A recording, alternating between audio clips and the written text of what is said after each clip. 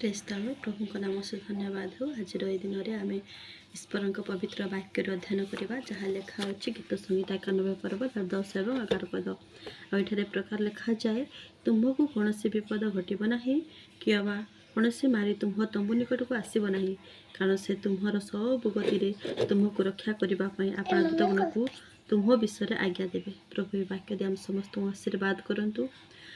आठे बहुत सुंदर भाव लिखाई जे कौन विपद घटब ना जो मैंने प्रभु को विश्वास करती भरोसा करती रक्षाकर्ता बोली विश्वास करती से कौन विपद घटब ना कि कौन मारी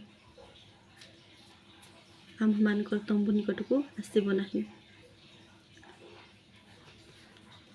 कारण सदा प्रभु आम मान रक्षक आम मान सहाय से आज पवित्र वाक्य आम शिखिलु जदि आम प्रभुंर आश्रय प्रभुंर छाया तला मैंने रखा ताहले आम मान जीवन में आम तंबूरे कौन मारी कि कौन विपद आसब ना तेणु प्रभु साहाय्य करंतु आम मैंने प्रभु छाया सब कौन विपद आ कौन मारी नहेबापी प्रार्थना करवा। प्रभु अल्प वाक्य दे आम समस्त आशीर्वाद करंतु। आमेन।